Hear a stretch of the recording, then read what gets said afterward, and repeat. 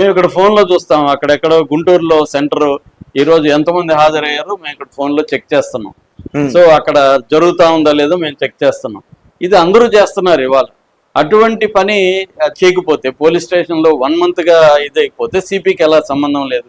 అట్లాగే శవాన్ని ఎలా మాయం చేశారు, సరే స్టేషన్లో సీసీటీవీ పని చేయలేదు, బయట ఏమైంది, బయట సీసీటీవీలు ఉంటాయిగా, ఇతను తీసుకెళ్ళి ఉంటారుగా, తీసుకెళ్ళి ఎక్కడో పడేశారు, బస్ స్టాండ్లో పడేశారు, అక్కడ సీసీటీవీ ఉంది, అక్కడ నుంచి శ్మశానంలో చేశామంటున్నారు. సో ఇవన్నీ ప్రశ్నలుగానే మిగిలిపోయినాయి. ఈ నేపథ్యంలో ఇప్పుడు నాగరాజు మొన్న ఫస్ట్ క్లాస్ మేజిస్ట్రేట్ ఆధ్వర్యంలో జరుగుతుంది విజయవాడ.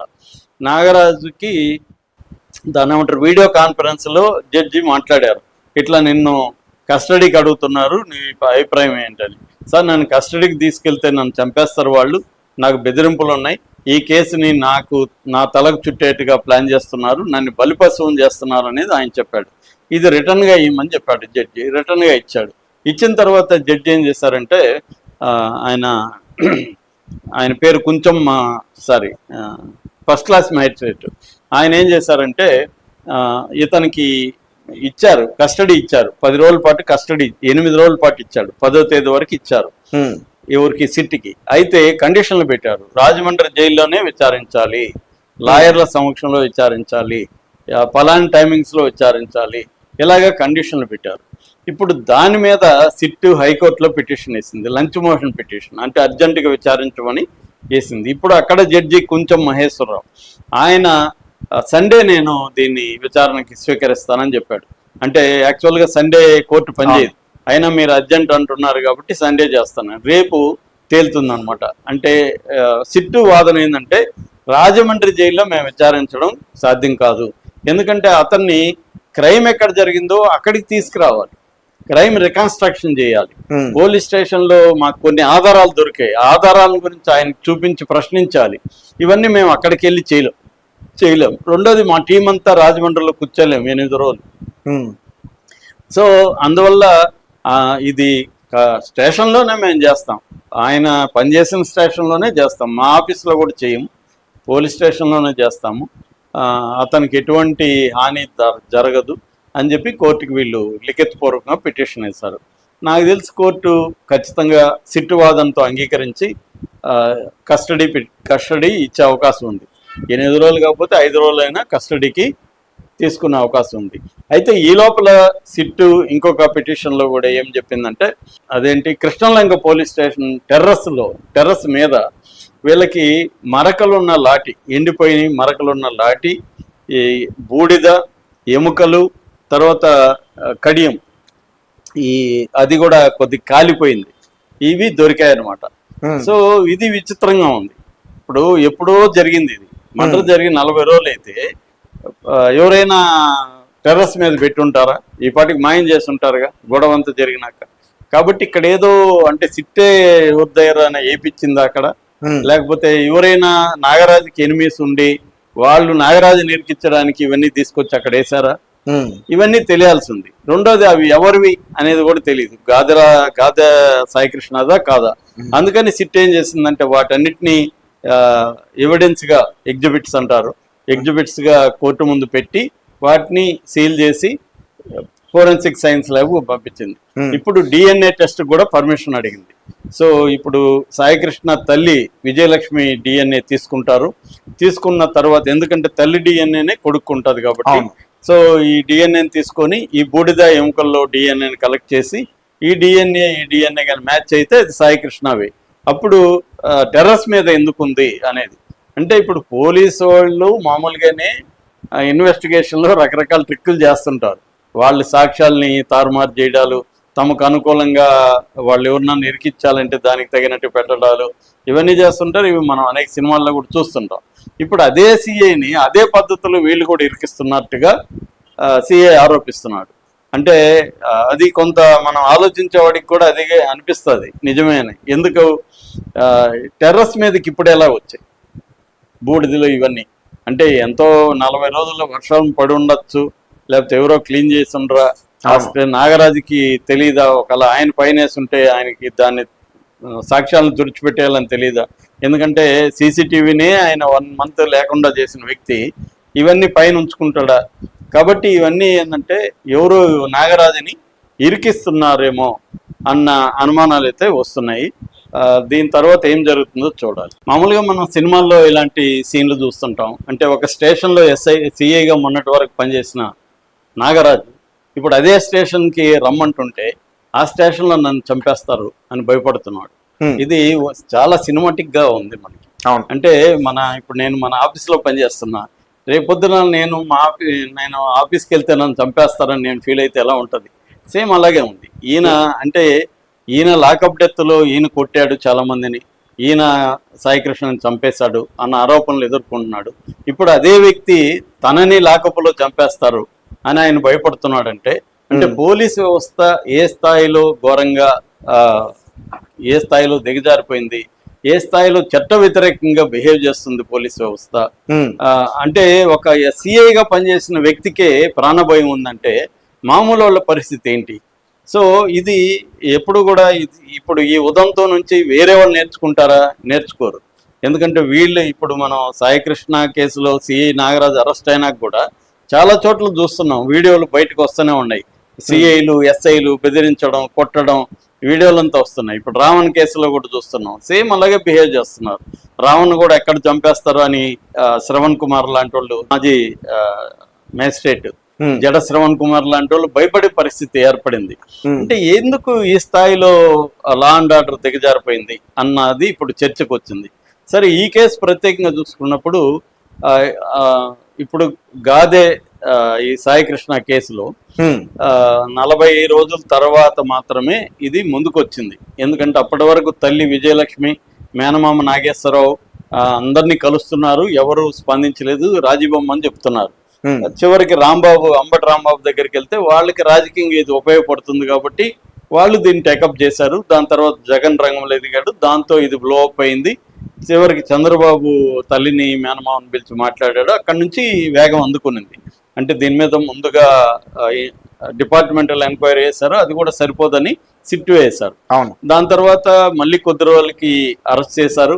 దాని తర్వాత ఇతను ఒక్కడే కాదు, కానిస్టేబుల్ కూడా ఉన్నారని కానిస్టేబుల్ కూడా అరెస్ట్ చేశారు. సో ఇప్పుడు ఏమైందంటే నాగరాజుని ఇంకా డీప్ గా చేయాలి. ఎందుకంటే బాడీ దొరకలేదు ఇప్పటికీ. అతను స్టేషన్లో 2 రోజులు ఉన్నట్టుగా ఆధారాలు మాత్రమే ఉన్నాయి. ఎందుకంటే ఒక ఎస్ఐ ఆయనకి పార్సల్ తీసుకోవడానికి వచ్చినప్పుడు ఈ సాయికృష్ణని చూశాను అని సిట్టుతో చెప్పాడు. అంతేగాని ఇంకెవరు అక్కడ స్టేషన్లో పనిచేసే వాళ్ళకి తెలియకుండా ఒక వ్యక్తిని అక్కడ పెట్టుకుని కొట్టగలరా? స్టేషన్లో ఒక వ్యక్తిని కొడుతుంటే మిగతా స్టాఫ్కి తెలియదా? వాళ్ళు ఎవరు వచ్చి ఇప్పుడు చెప్తున్నట్టుగా ఏం కనబడలేదు. So that is number 1. Number 2, ఎలా కొట్టారు, ఆ గాయాలకి ఎవరు మందు ఇచ్చారు, ఒక ఆర్ఎంపీ డాక్టర్ వైద్యం చేశాడని చెప్తున్నా, అది లేదు. తర్వాత CCTV footage 1 month CCTV footage లేదు స్టేషన్లో సీసీటీవీ ఫుటేజ్ లేకపోతే సిపి ఏం చేస్తున్నాడు? సిపికి తెలియకుండా అంత అసమర్థంగా ఉందా? ఒక స్టేషన్లో సీసీటీవీ ఫుటేజ్ పనిచేస్తుందా లేదా ఇవాళ చెక్ చేయడం ఎంతసేపు? మనం ఎక్కడో కూర్చొని ఫోన్లో చెక్ చేసుకోవచ్చు, డాష్ బోర్డులు ఉంటాయి. ఇవాళ పెద్ద విషయం కాదు. ఏ స్టేషన్లు ఇప్పుడు మాకు ఒక ఎన్జిఓ ఉంది, మేము ఎక్కడెక్కడో సెంటర్లు నడుపుతున్నాం, మేము ఇక్కడ ఫోన్లో చూస్తాం. అక్కడెక్కడో గుంటూరులో సెంటర్ ఈరోజు ఎంతమంది హాజరయ్యారో మేము ఇక్కడ ఫోన్లో చెక్ చేస్తున్నాం. సో అక్కడ జరుగుతూ ఉందా లేదో మేము చెక్ చేస్తున్నాం. ఇది అందరూ చేస్తున్నారు ఇవాళ. అటువంటి పని చేయకపోతే పోలీస్ స్టేషన్లో 1 మంత్గా ఇదైపోతే సిపికి ఎలా సంబంధం లేదు. అట్లాగే శవాన్ని ఎలా మాయం చేశారు? సరే, స్టేషన్లో సీసీటీవీ పని చేయలేదు, బయట ఏమైంది? బయట సీసీటీవీలు ఉంటాయిగా, ఇతను తీసుకెళ్ళి ఉంటారుగా, తీసుకెళ్ళి ఎక్కడో పడేశారు, బస్ స్టాండ్లో పడేశారు, అక్కడ సీసీటీవీ ఉంది, అక్కడ నుంచి శ్మశానంలో చేశామంటున్నారు. సో ఇవన్నీ ప్రశ్నలుగానే మిగిలిపోయినాయి. ఈ నేపథ్యంలో ఇప్పుడు నాగరాజు మొన్న ఫస్ట్ క్లాస్ మేజిస్ట్రేట్ ఆధ్వర్యంలో జరుగుతుంది విజయవాడ. నాగరాజుకి దాని ఏమంటారు, వీడియో కాన్ఫరెన్స్లో జడ్జి మాట్లాడారు, ఇట్లా నిన్ను కస్టడీకి అడుగుతున్నారు, నీ అభిప్రాయం ఏంటని. సార్, నన్ను కస్టడీకి తీసుకెళ్తే నన్ను చంపేస్తారు వాళ్ళు, నాకు బెదిరింపులు ఉన్నాయి, ఈ కేసుని నా తలకు చుట్టేట్టుగా ప్లాన్ చేస్తున్నారు, నన్ను బలిపశువుని చేస్తున్నారు అనేది ఆయన చెప్పాడు. ఇది రిటర్న్గా ఇవ్వమని చెప్పాడు జడ్జి. రిటర్న్గా ఇచ్చాడు. ఇచ్చిన తర్వాత జడ్జి ఏం చేశారంటే, ఆయన పేరు కొంచెం ఫస్ట్ క్లాస్ మ్యాజిస్ట్రేట్, ఆయన ఏం చేశారంటే ఇతనికి ఇచ్చారు, కస్టడీ ఇచ్చారు, 10 రోజుల పాటు కస్టడీ, 8 రోజుల పాటు ఇచ్చాడు, 10వ తేదీ వరకు ఇచ్చారు ఎవరికి, సిట్టికి. అయితే కండిషన్లు పెట్టారు, రాజమండ్రి జైల్లోనే విచారించాలి, లాయర్ల సమక్షంలో విచారించాలి, పలానా టైమింగ్స్లో విచారించాలి, ఇలాగ కండిషన్లు పెట్టారు. ఇప్పుడు దాని మీద సిట్ హైకోర్టులో పిటిషన్ వేసింది, లంచ్ మోషన్ పిటిషన్, అంటే అర్జెంటుగా విచారించమని వేసింది. ఇప్పుడు అక్కడ జడ్జి కొంచెం మహేశ్వరరావు ఆయన సండే నేను దీన్ని విచారణకి స్వీకరిస్తానని చెప్పాడు. అంటే యాక్చువల్గా సండే కోర్టు పనిచేయదు, అయినా మీరు అర్జెంట్ అంటున్నారు కాబట్టి సండే చేస్తాను, రేపు తేలుతుందనమాట. అంటే సిట్టు వాదన ఏంటంటే రాజమండ్రి జైల్లో మేము విచారించడం సాధ్యం కాదు, ఎందుకంటే అతన్ని క్రైమ్ ఎక్కడ జరిగిందో అక్కడికి తీసుకురావాలి, క్రైమ్ రికన్స్ట్రక్షన్ చేయాలి. పోలీస్ స్టేషన్ లో మాకు కొన్ని ఆధారాలు దొరికాయి, ఆధారాల గురించి ఆయనకు చూపించి ప్రశ్నించాలి. ఇవన్నీ మేము అక్కడికి వెళ్ళి చేయలేం. రెండోది మా టీం అంతా రాజమండ్రిలో కూర్చోలేము 8 రోజులు. సో అందువల్ల ఇది స్టేషన్లోనే మేము చేస్తాం, ఆయన పనిచేసిన స్టేషన్లోనే చేస్తాం, మా ఆఫీస్లో కూడా చేయము, పోలీస్ స్టేషన్లోనే చేస్తాము, అతనికి ఎటువంటి హాని జరగదు అని చెప్పి కోర్టుకి వీళ్ళు లిఖితపూర్వకంగా పిటిషన్ వేశారు. నాకు తెలిసి కోర్టు ఖచ్చితంగా సిట్టు వాదనతో అంగీకరించి కస్టడీ ఇచ్చే అవకాశం ఉంది. 8 రోజులు కాకపోతే 5 రోజులైనా కస్టడీకి తీసుకునే అవకాశం ఉంది.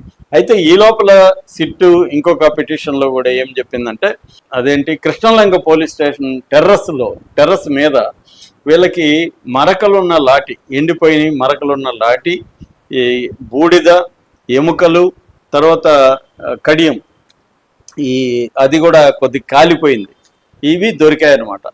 సో ఇది విచిత్రంగా ఉంది.